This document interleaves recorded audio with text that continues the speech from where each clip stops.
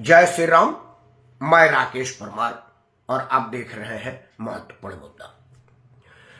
मित्रों, महत्वपूर्ण मुद्दे में आज सबसे महत्वपूर्ण विषय है कि परंपराएं टूटती हैं, अगर वो गलत है उसे ईमानदारी से तोड़ने वाला चाहिए। सही परंपराओं का लत पड़ता है, उसे ईमानदारी से डालने वाला, उसको अपनाने वाला चाहिए।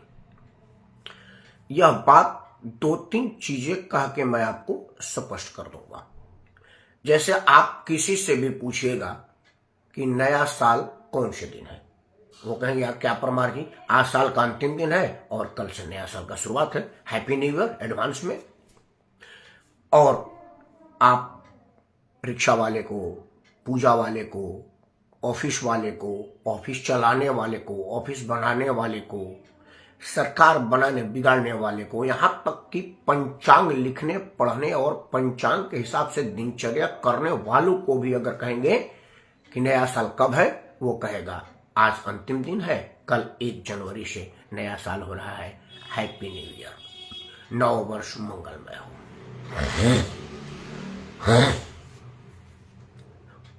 लेकिन अगर आप पूछिएगा कि भाई आप कौन हैं, बड़ा प्राउडली कहेगा। और आजकल तो किसी को शर्म संकोच संदेह रह ही नहीं गया कहने कि मैं हिंदू हूं, मैं सनातनी हूं, मैं सनातन धर्म में आस्था विश्वास रखता हूं और सनातन को मानता हूं। लेकिन उसको बहुत सारे लोगों को यह पता नहीं है कि चैत्र शुक्ल पक्ष प्रतिपदा के दिन हमारा 9 वर्ष होता है। पंचांग के अनुसार वह 9 अप्रैल 2024 को पड़ेगा। किसी को पता नहीं है। लेकिन सोशल मीडिया के आने से यह जरूर हुआ है कि बहुत सारे नौजवान, मुझे बड़ी खुशी है कि नौजवान जिनके सर पर पीढ़ी बदलने, पीढ़ी चलाने और परिवर्तन लाने की जिम्मेवारी, जवाबदेही और कर्तव्य पालन करने की जिम्मेवारी है, जवाबदेही है, जिनका फर्ज है, उनमें से बहुतायत ने इस 9 वर्ष को नकारा है। कम से कम 20 मैसेज मेरे पास ऐसा आया है जिसमें लिखा गया है कि अंग्रेजी 9 वर्ष की आपको बहुत बहुत बधाई, हमारा वाला अप्रैल में पड़ेगा। जिन लोगों का मेरे पास एडवांस में 9 वर्ष की बधाई आई है, मैं उनको भी बोला हूं कि 9 वर्ष अगर यह आपका है, आप इसको मानते हैं तो इसका बहुत बहुत बधाई। लेकिन मैं 9 अप्रैल 2024 को आपको पुनः बधाई दूंगा और अपेक्षा रखता हूं कि आप भी मुझे मेरे 9 वर्ष की बधाई और शुभकामना देंगे। यह परंपरा बोलते हैं। मित्रों देखिए, परंपरा की मैंने बोला ना कि ईमानदारी से पालन करने वाला चाहिए। जैसे हमें आदत पड़ गया था कि आतंकवाद का कोई इलाज नहीं हो सकता, वो चाहे तो मेरे संसद पर हमला कर सकते हैं, वो चाहे तो मेरे आर्थिक राजधानी मुंबई पर घंटों गोलीबारी कर सकते हैं, उनका कुछ नहीं हो सकता, करके जाएंगे और उसके बाद हम डोजियर खेलेंगे और सालों साल ये मामला निपट जाएगा। ये हमको प्रैक्टिस था। समाचार में पढ़ने की, आज सुनने की आदत हो गई थी, पढ़ने की आदत हो गई कि आज आतंकियों ने यहां ये वारदात किया, चीन ने इस सीमा पर यह अतिक्रमण किया, वगैरह वगैरह। हम तो अपने संसद में भी वक्तव्य दिए हैं कि भाई वो बंजर जमीन थी, अगर चीन ने कब्जा ही कर लिया तो क्या फर्क पड़ता, वहां कुछ फसल तो होती नहीं थी। यह देश के प्रधानमंत्री ने संसद में कहा है, मैं नहीं कहा, यह संसद का रिकॉर्ड है। कोई भी आदमी 10 रुपया का राइट टू इंफॉर्मेशन लगा करके पूछ सकता है या गूगल पर सर्च कर सकता है। लेकिन जब मुझे यह सुनने को मिला कि चीन अंतरराष्ट्रीय समुदाय को कह रहा है कि भारत हम पर हमला कर रहा है, मेरी भूमि पर कब्जा किया, तो अनायास मुझे भरोसा ही नहीं हुआ। मैं तुरंत कान के डॉक्टर के पास गया। मैं बोला भाई साहब, लगता है कि यार ये मोबाइल पे ईयरफोन वगैरह लगा करके सुनने से और घंटों घंटों मोबाइल पर व्यतीत करने से आंख, कान और नाक की समस्या आई है। सबसे पहले आप कान से शुरुआत करें, क्योंकि एक ही डॉक्टर ईएनटी का होता है, आंख, कान, नाक, गला, ईएनटी, ईयर नेक का एक ही डॉक्टर होता है। मैं बोला फीस दिया हूं तो तीनों का बीमारी का इलाज करवा लो। मैंने बोला पहले कान से शुरुआत करो। मुझे कान से साफ साफ सुनाई नहीं दे रहा है। उस बेचारे ने फीस लिया, उसने पूरी घंटों एग्जामिन किया। बोला भाई साहब एग्जामिन में तो किसी तरह की कोई प्रॉब्लम आ रही, हियरिंग टेस्ट भी आपका किया तो एकदम बड़ा मजबूत, सुंदर और शानदार है, यह आपको गलतफहमी कम हुई। मैं बोला भाई साहब देखिए मैं गलत सुन रहा हूं। बोला क्या सुने? बोला वो चीन को आ रहा है कि भारत ने हमला किया, ये तो गलत ही है ना। वो हंसने लगा, बोला नहीं नहीं नहीं नहीं नहीं, मैं खुद कान का डॉक्टर हूं और अपने कान को हमेशा एग्जामिन करता हूं और मैंने भी यही सुना है, मतलब ये सत्य है। सहसा मुझे भरोसा नहीं हुआ, लेकिन परंपरा गलत थी। एक नई सरकार आई है, परंपरा टूटा है और अब चीन चिल्ला रहा है कि भारत हम पर कब्जा किया है। चीन के सैनिकों को घूसा घूसा मार करके सैकड़ों को हम लोग भेज दिया हमारे भारतीयों ने, यह तो दुनिया ने देखा है। उसकी तो मोबाइल से हमारे सैनिकों के फुटेज बनाया है, उनको भागते देख करके। आमतौर पर भागते हुए हमें मजबूर किया जाता था, अब वो मजबूर है। भारत के सीमाओं पर सफेद झंडी का बाढ़ आता था, हम सफेद झंडी दिखाते थे और पाकिस्तान बमबारी करता रहता था। अब सफेद का वहां बाढ़ आ रहा है और हम बमबारी कर रहे हैं, परंपराएं टूटती हैं। बस आपको कुछ चीजों का ख्याल रखना पड़ेगा। परंपरा कैसे बनाते हैं वो जान लीजिए। कोई आपको 9 वर्ष की बधाई दे रहा है, आप दीजिए, मना मत करिए, क्योंकि हम संस्कारी लोग हैं। लेकिन एक एक्स्ट्रा शब्द जोड़ दीजिए, जैसे कोई कह हैप्पी न्यू ईयर राकेश, आप सेम टू यू कहिए, बोले कि आपका 9 वर्ष आपको मुबारक हो, मेरा 9 अप्रैल को है, मेरा वाले भी जरूर दीजिएगा। 2-3 आदमी यह कहना शुरू करते हैं, लोग तिथि खोजने लगे कि भाई 9 अप्रैल 2024 को क्या है। और राकेश जो कि अनायास तो कोई बात बोलता नहीं है, जो बात बोलता है वो तथ्यात्मक बोलता है, तो 24 तारीख को जरूर कुछ है जो भी राकेश ने कहा है। तो राकेश अनर्गल बातें तो करता नहीं है। तो लोगों को जब गूगल पाएंगे कि भाई 9 अप्रैल 2024 को क्या है, तो गूगल बाबा बताएंगे आदरणीय प्रेमनंदन द्विवेदी जी को साधु प्रणाम। वो तो प्रेमनंदन द्विवेदी जी भी बता देंगे, गूगल तक जाने की जरूरत नहीं है। लेकिन सब लोग प्रेमनंदन द्विवेदी जी को अप्रोच नहीं कर सकते, तो वो गूगल से कर सकते हैं कि भाई 9 अप्रैल 2024 को क्या है। गूगल बताएंगे कि यह भारतीय 9 वर्ष का शुभारंभ है, शायद शुक्ल पक्ष की प्रतिभा है, और आज से ही भारतीय 9 वर्ष की शुभारंभ होती है। वह 9 वर्ष जिससे आपका 16 संस्कार होता है। 16 संस्कार लोगों को समझ न आ रही होगी तो 1 बात, 2 बात, 3 बात, 4 बात तो लोग समझ ही पाते होंगे। पहला बात, आपका जन्म हुआ है, ये तो आपको पता ही होगा, इसमें तो कोई झूठ नहीं है। आप मरेंगे, यह भी सत्य है। आप बेशक नकारे कि मैं मरूंगा नहीं, लेकिन यह तो मानते हैं कि आपको एक दिन मरना है। आपने शादी किया है या करेंगे, यह तो आपको मालूम है। शादी के दिन पंडित जी ने आपका जनेऊ करवाया है, यह तो आपको मालूम है। तो 3-4 संस्कार तो यही हो गया, उपनयन संस्कार, जन्म संस्कार, परिग्रह संस्कार और मृत्यु संस्कार। ये तो 4 तो हो ही गए ना, बाकी के और 12 है, आपको समझ में नहीं आएगी, छोड़ दीजिए, आपके दिमाग पर जोर नहीं डाल रहा हूं। लेकिन जो ये 4 संस्कार शाश्वत है, जो आपको दिख रहा और आपने किया है या करेंगे, मतलब जन्म तो आपका हो गया है। अब जने हुआ है कि नहीं हुआ है, वो तो मैं नहीं समझता कि कौन से आयु वर्ग के लोग मेरे को देखते हैं। जैसे कई जगह 12 वर्ष 14 वर्ष के बाद जने हो जाता है, और मेरे बलिया में शादी के 1 दिन पहले होता है, चाहे शादी लड़के का 40 वर्ष में हो। तो जो उपनयन संस्कार होता है, इन सब जो विधि होती है वो हमारा सनातन के कैलेंडर से होता है। वो सत्य सनातन का कैलेंडर होता है जिससे मेरा संस्कार होता है। उसमें जो पंडित जी विधि करते हैं वो सत्य सनातन के संस्कार में वर्णित तिथि को उच्चारण करके करते हैं। हमारा शादी होता है तो उसमें कहा जाता है एकादशी मास है, शुक्ल पक्ष है, ग्रह नक्षत्र है, जम्बू द्वीप है, भारत खंड है, वो सब बोला जाता है। उसमें तिथि नहीं बोली जाती कि 16 मई 1989 आपका शुभ विवाह दिवस है, नहीं, ऐसा बोला ही नहीं जाता। वही जब आपका जन्म होता है तो आपको याद नहीं रहता, तो जन्म वाला छोड़ देते हैं, शादी वाला याद रहता है, उपनयन संस्कार वाला याद होता है। जब आप मरते हैं तब याद नहीं, लेकिन दादाजी मरे थे तो आप वहां खड़े होंगे तो देख रहे होंगे ना कि पंडित जी सब शुद्ध पारिवारिक मतलब संस्कृत में वाचन करते हैं, तभी जाके आपके दादाजी को मोक्ष प्राप्ति होती है, और जब आप जिएंगे तो आपका होगा। तो जिस परंपरा के अनुसार आपका सारे संस्कार होते हैं वो सत्य सनातन का संस्कार है, तो आप 9 वर्ष उस संस्कार में क्यों नहीं मनाते, मैं नहीं समझ पा रहा। हमारा 9 वर्ष दुनिया मनाती है, ये अंग्रेज भी मनाते हैं जिन्होंने हमको कैलेंडर दिया है इंग्लिश का, वो उसको फाइनेंशियल ईयर बोलते हैं। आपने देखा होगा फाइनेंशियल ईयर, जैसे अभी एक 23-24 फाइनेंशियल ईयर अभी मतलब 22-23 चल रहा है।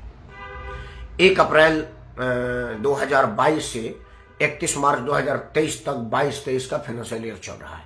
मतलब मेरे ही साल को उन्होंने फाइनेंशियल ईयर कह दिया है। फाइनेंशियल ईयर वो काहे लिए चैत से मना रहे? उन्होंने जनवरी से दिसंबर क्यों नहीं बनाया? रिटर्न भरते जनवरी से दिसंबर तक का, लेकिन हमारे साल को फाइनेंशियल क्यों बनाया? आखिर क्यों 1 अप्रैल से 31 मार्च का फाइनेंशियल होता है और बाकी सारा कैलेंडर ईयर होता है? वो जो फाइनेंशियल ईयर का पीरियड होता है ना, वो हमारा सत्य सनातन का पीरियड होता है। आप देखते हो ना 1 अप्रैल से होता है हमारा जो चैत शुक्ल पक्ष की प्रतिभा होती है, ये अप्रैल में आते हैं, जिस सबकी बार 9 अप्रैल को पड़ा हुआ है। अब हमारा 9 वर्ष और उनके 9 वर्ष में फर्क समझ लीजिए। आज दिन भर मैं घर से बाहर नहीं निकला, इतनी बड़ी सर्दी थी। देश के बहुत सारे भूभाग में कोहरा इतना ज्यादा है कि एक्सीडेंट हो रहा है। सारे पशु पक्षी, नर नारी, पुरुष महिला, सब के सब अपने अपने गर्माहट के इंतजाम में डूबे हुए हैं। जिसके पास व्यवस्था है वो उस व्यवस्था के तहत घर में रजाई में दुबका हुआ है। जिनके पास नहीं होता वो अलाव के सहारे हैं, और अलाव कहाँ मिलेगा इस बात की व्यवस्था करते हैं। मतलब अमीर से गरीब परेशान है और अपना ठिठुरन दूर करने और जिंदगी को बनाए रखने के संघर्ष में है। उसको नया वर्ष याद ही नहीं आ रहा। आप किसी गरीब आदमी का हैप्पी न्यू ईयर भाई, बोला काहे का न्यू ईयर? जलावन नहीं है, लड़के सर्दी में ठिठुर कर मर जाएंगे, उम्मीद नहीं है कि जिएंगे कि नहीं जिएंगे तो कल आपको न्यू ईयर बोलेंगे। आप हमारे पहाड़ों में चले जाइए, वहां पर बर्फबारी हो रही है, वहां जीव जंतु। आज एक वीडियो आया था, एक कुत्ते के ऊपर बर्फ जम गई है, वो एकदम फ्रीज हो गया था। एक गाड़ी से आदमी जा रहा था तो वो बर्फ तोड़ने वाली से उसका तोड़ा, बेचारा फरफरा करके भागा। आध घंटे 1 घंटा और हो जाता तो फ्री होकर मर जाता। इस स्थिति में 9 वर्ष मना रहे हैं। सोचिए वो 9 वर्ष और एक हमारा 9 वर्ष। आइए, हमारा 9 वर्ष होली के अगले दिन होता है। अब आमतौर पर कैलेंडर याद नहीं हो तो होली के अगले दिन होता है। होली के बाद चैत शुरू हो जाता है। हमारे यहाँ होली के रात में ही 12 बजे के बाद चैता गाते हैं। हमारा 9 वर्ष की मंगलमय है कि आप ना तो बहुत गर्मी है ना ही बहुत सर्दी है। आप अगर एक कुर्ता पहने हैं तो भी ठीक है, ना पहने हैं तो भी ठीक है। मतलब आप पानी से नहा सकते हैं, ना भी नहाएंगे तब भी ठीक है। चारों तरफ फूल खिले हैं, घर में खेत खलिहान भरे पड़े हैं, गरीब के घर में अनाज पड़ा है, सेठ की तिजोरी भरी पड़ी है।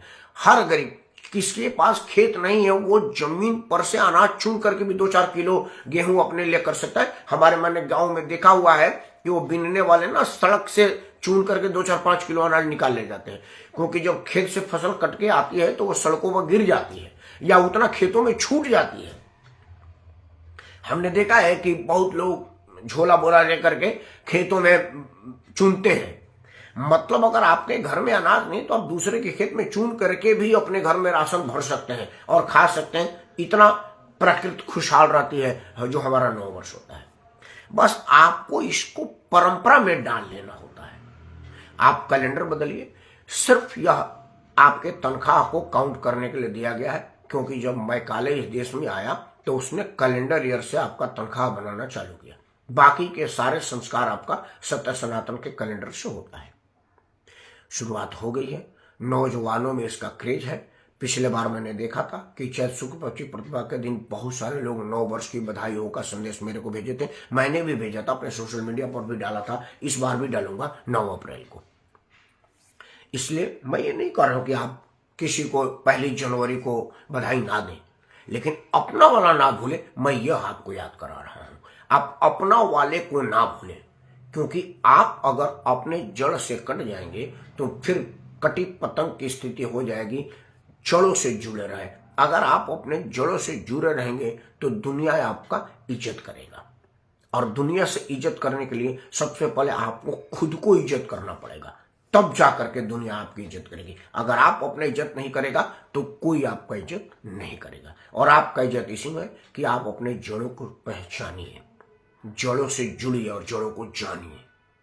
अगर आप अपने जड़ों से जुड़े होते तो राम मंदिर की लड़ाई में हमको 500 साल इंतजार करना नहीं पड़ता, और हमारे ही धर्म जाति, हमारे ही बेके एक आदमी हम पर गोली नहीं चलवाता, क्योंकि उसको पता है कि आप जड़ से नहीं जुड़े हुए हैं।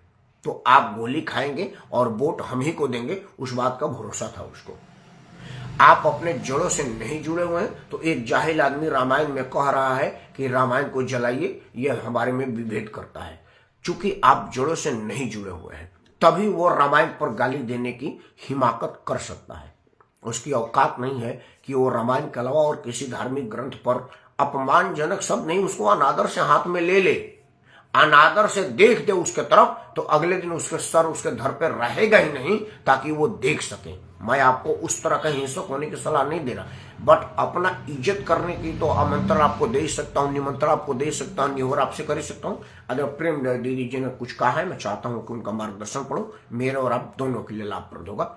आपने लिखा है कि राष्ट्र कवि राधारी सिंह दिनकर एक बहुत पुरानी कविता है कि है 9 वर्ष में स्वीकार नहीं, कभी भी एक बार अवश्य पढ़ना चाहिए।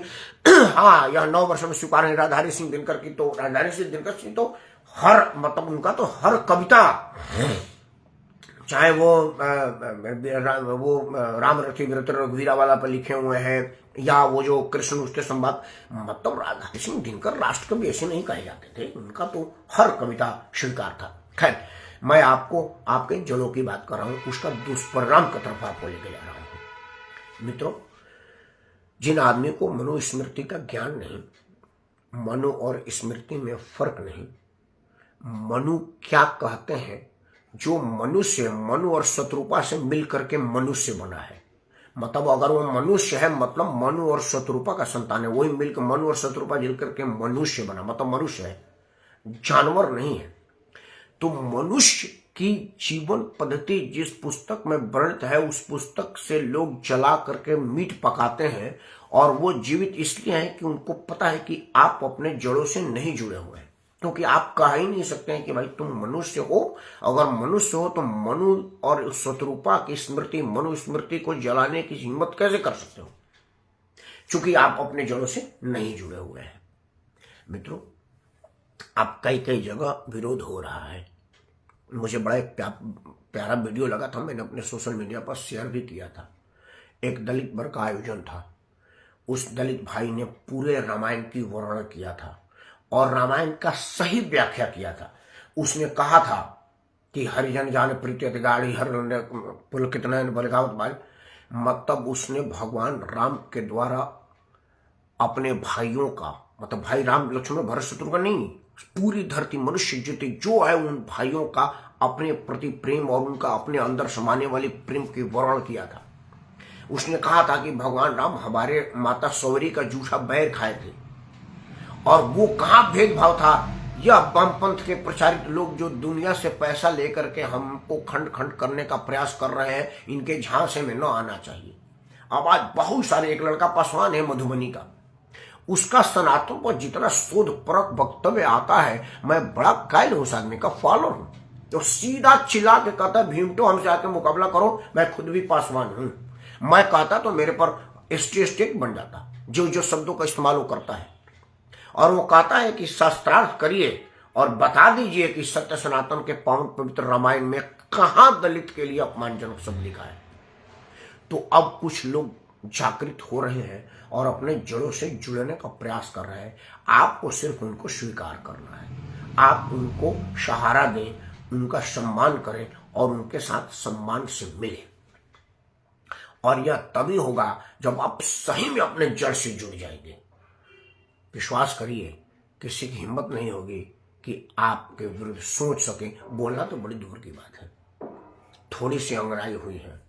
राम मंदिर के विरुद्ध में मुसलमान भी नहीं बोल रहा है, हिंदू भी नहीं बोल रहा है। 2 चैनल पर था, एक बहुत मतलब राम को काल्पनिक कोर्ट में एफिडेविट देने वाले और संसद में बहस करने वाले मेरे साथ थे। उन्होंने बोला कि मैं उस व्यवस्था का विरोधी था, राम तो मेरे भी हैं, मैं आपसे बड़ा हिंदू हूं। फारूक अब्दुल्ला का टीवी पर बयान आया, स्टेटमेंट आया उनके समाचार चैनलों से बात करते हुए, कहिए मेरे कान में नहीं कहा, आप सबने देखा होगा। उन्होंने बोला कि राम का मंदिर बन रहा है, मुझे बड़ी खुशी है, लेकिन एक अफसोस है कि भाजपा उसको सिर्फ हिंदुओं की बता रही है। राम सिर्फ हिंदुओं के नहीं है, वो तो सभी मनुष्य के, पूरे दुनिया के राम है। अब इससे बड़ा बदलाव क्या चाहते हैं? सिर्फ आपने जड़ों से जुड़ने के तरफ सोचना शुरू किया, अभी जुड़े नहीं है।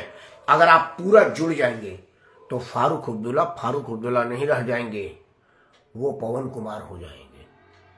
फारूक अब्दुल्ला से पवन कुमार हो जाएंगे और उनका बेटा उमर अब्दुल्ला उपेंद्र कुमार हो जाएगा, क्योंकि उसको समझ में आ जाएगा कि फारूक तो थे ही नहीं जब भगवान राम थे,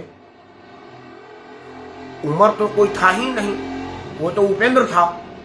तो उससे अपने जड़ों का एहसास होगा। पाकिस्तान का एक बहुत बड़ा मौलवी है जिसके बहुत बड़े फॉलोअर हैं। वो फॉलोअर वो जो एक तहरीर में बता रहे थे कि किस परिस्थिति में हमारे पूर्वजों ने इस्लाम स्वीकार किया मैं नहीं जानता, लेकिन हम पृथ्वीराज चौहान के वंशज हैं। पृथ्वीराज चौहान के फलाने बेटा ने शिकस्त पाई और शिकस्त पाकर के इस्लाम स्वीकार कर लिया और आज हम इस्लाम में हैं। अगर हमें अपने जड़ों के प्रति वापस लौटने पर कोई मौका बनता है तो हम पहला आदमी होंगे जो वहां लौटेंगे, क्योंकि जो पवित्रता जो अपनत्व उसमें है वो इसमें नहीं है। आज पाकिस्तान में एक डिबेट में मैं सुन रहा था, यूट्यूब पर तो आजकल खूब आ रहा है, आप भी देखेंगे तो आएगा। पाकिस्तानी लड़कियां, पाकिस्तानी महिलाएं वहां से अपना धर्म त्याग करके जड़ों में वापसी कर रही हैं और फिलहाल आधार यह कह रही हैं कि यहाँ पर रोज रोज भैया भैया भैया कहते होगा, शाम को बताया जाता है कि सुनो शबनम, आरिफ को अब आज से तुमको सैया कहना पड़ेगा। बोला क्यों? नहीं, हमने निकाह फाइनल कर दिया है। जो लोग 20 साल 30 साल तक एक साथ भाई बहन की तरह से रहे हैं, राखी बांधे हैं, खेले कूदे हैं, बालपन की अटकेलियां किए हैं, अब अचानक उनको भैया से सैया बनाना पड़ता है। ये खूब टीवी डेटेड पढ़ी लिखी लड़कियां आजकल पाकिस्तानी चैनल पर हो रहा है, वहां के मुल्ला मौलवी परेशान है और वो कह रहे हैं कि हमको बर्दाश्त नहीं है, वो जड़ों में वापसी कर रहे हैं। हमारे यहाँ तो कोई अत्याचार आदमी, पिपासी आदमी और बलात्कार करने के उद्देश्य से कि लड़की को गलत नजर से घूरता है, और अगर लड़की कहती कि भैया क्या कह रहे हो, नहीं बहना मैं कुछ नहीं कर रहा, फिर उसके चेहरे पर मुस्कान आती है और आत्मग्लानि होता है कि यार इसने मेरे को भैया कह दिया है, फिर उसके मन से वो पाप हट जाता है। तो ये है जड़ों के जुड़ने के प्रति 9 वर्ष तभी आपका है जब आप जड़ों से जुड़ेंगे, तो यह 9 वर्ष आपको प्रभावित नहीं करेगा। आज पेन दीदी जी ने कहा है सटीक प्रस्तुति, ये तो आपके आशीर्वाद से है, ये कोई हमारे लिए मतलब नहीं रहा, आपका आशीर्वाद है। नीचे लिखा है कि फारूक अब्दुल्ला ने कई बार स्वीकार किया है कि उनकी पूर्व कश्मीर पर, हाँ फारूक अब्दुल्ला नहीं, बहुत लोगों ने स्वीकार किया। अरे फारूक तो भारत में बोर्ड्स के बैंक में मजदूरियों कर रहा, वो पाकिस्तानी मौलवी जो पाकिस्तान में तहरीरें देता है, जिसके एक बयान पर पाकिस्तान हिल डुल जाता है, वो कह रहा है कि हम पृथ्वीराज चौहान के वंशज हैं। ये यूट्यूब पर पड़ा हुआ है, मैं नाम बोल रहा हूं उसका। आज तो बल्कि समाचार चैनल पर जब से राम मंदिर आया है, 50 मौलाओं का अपने मुस्लिम तहरीर में राम के चरित्र का वर्णन करते हुए बताया गया है। सुधांशु त्रिवेदी, वीडियो लंबा हो रहा है, 2 बात और कर दो। सुधांशु त्रिवेदी एक जगह कहे थे कि इन्हें राम काल्पनिक लगेगा, क्योंकि एक 4 भाई थे, धारा शिको, सिकंदर और फलाना, उसमें से एक भाई ने 3 भाई की हत्या कर दी, और न सिर्फ हत्या नहीं की, अपने बाप को जेल में डाला और एक भाई का गर्दन अपने बाप को तस्तरी में पेश कर दिया। और एक 4 भाई थे, जिसमें एक भाई को रात में बताया गया कि तैयार हो, कल राजगद्दी मिलने वाली है, और उसके एक माता के निर्देश पर वो राजगद्दी त्याग करके वन चला गया। फिर दूसरे भाई जिसके लिए वो राजगद्दी मांगी गई थी, बोला कि मैं कैसे बच सकता हूं, ये तो भाई का है। उन्होंने कहा भाई नहीं है तो उनका खड़ाऊ राज करेगा। दूसरा भाई उनके सेवा के लिए जंग में चला गया, और तीसरे ने राजगद्दी छोड़ के पूजा खड़ाऊ की और चौथा संन्यास ले लिया। तो एक ये भाई है, तो जो उन भाइयों को मानने वाले हैं जिनमें भाई भाई का गर्दन काटता है, उनके लिए तो ये वाला भाई काल्पनिक लगेगा। सपने में कैसे आएगा कि राम हो सकते हैं, ऐसा भी राम सो होते का, क्योंकि भाई तो होते हैं कि भाई भाई का गर्दन काटता है। क्या ऐसा भी भाई होगा जो एक भाई गद्दी मिले तो दूसरा गद्दी त्याग के उसका खड़ाऊ रख दे? काल्पनिक है। उसी को एक मौलाना साहब ने तहरीर में कह रहे थे कि अगर चरित्र अपनाना है तो राम का अपनाइए, कि जब जब राम आए हैं तब तक बन गए हैं, बन जाने पर मजबूर किए हैं। राम के रहते हुए राम को किसी ने नहीं माना है, लेकिन जब राम बन चले गए हैं तभी जाकर के वो मर्यादा पुरुषोत्तम बने हैं। और अगर आपको मर्यादा पुरुषोत्तम बनना है तो आपको बन जाना पड़ेगा, आपको अपनी लालच त्यागनी पड़ेगी, आपको ईर्ष्या त्यागना पड़ेगा, आपको बंधनस्व त्यागना पड़ेगा। आप जो अपने पोती की उम्र के लड़कियों से निकाह करने के मन में पाप रखते हैं, उस पाप को त्यागना पड़ेगा, तब जाकर के आप राम बनेंगे। राम बनने इतना आसान नहीं है। ये मैं नहीं कर रहा हूं, एक मौलाना अपने तहरीर में अपने सुनने वालों के बीच कर रहा है, और मुस्लिम जमात बैठी है और सारा ताली बजा रहे हैं और उसको स्वीकार कर रहे हैं। तो शुरुआत तो हो गई है। वो लोग हमारे जड़ों के तरफ वापसी की निगाह डाले हुए हैं। अब आप क्यों रुके हुए हैं मैं नहीं समझ पा रहा हूं। अंगड़ाई लीजिए और नव वर्ष 9 अप्रैल 2024 को मनाइए। कैलेंडर भी 9 2024 का होगा। मेरे पास काल चक्र का कैलेंडर आता है, ठाकुर प्रसाद का पंचांग वाला कैलेंडर आता है, बहुत सारे हिंदू कैलेंडर मिल रहे हैं, अब मुफ्त में भी मिल रहे हैं। जैसे कई कंपनियां ये कैलेंडर दे देती थी ना, साबुन वाली, तेल वाली, फर्नीचर वाली, जो ये मैट्रेस वेट्रेस लेते हैं वो वाली, अब आज ये भी हिंदू कैलेंडर देने लगे हैं। सिर्फ आपको मांगना पड़ेगा कि हमको काल चक्र वाला दे दो, वो काल चक्र दे रहे हैं। हमको ठाकुर प्रसाद वाला दे दो, वो ठाकुर प्रसाद का दे रहे हैं। सिर्फ आप मांगे तो सही। आप अपना जड़ के वापसी दिखाइए, दुनिया आपके साथ है। जय सनातन, जय श्री राम। चलिए आदरणीय प्रेमानंद जी के इन्हीं की वाक्यों के साथ कि जय सनातन धर्म, जय श्री राम के साथ आप सबको, जो लोग कल 9 वर्ष मानते हैं, मेरा बेशक 9 वर्ष ना हो, लेकिन मैं सनातनी हूं और सनातन धर्म है जो सब धर्म को स्वीकार करता है और खुद पुरैन के पात जैसे होता है जिसमें चंदन विश्व्यापत नहीं लिपटे रहते भुजंग, हमारा शीतलता चंदन जैसा है। भुजंग भी लिपटे रहे तो हमको विषैला नहीं कर सकता, खुद शीतल होकर के जाता है। उस सनातन धर्म का ले लोग कैलेंडर बदलने की खुशी में आपके साथ है और आपको आपका 9 वर्ष की बहुत बहुत शुभकामनाएं। मेरे 9 वर्ष 9 अप्रैल 2024 को चैत्र शुक्ल पक्ष की प्रतिभा को जरूर दीजिएगा। इन्हीं उम्मीद, इन्हीं आशाओं के साथ मैं राकेश परमार आप सबको बोलता हूँ जय श्री राम, वंदे मातरम और जय भारत महान।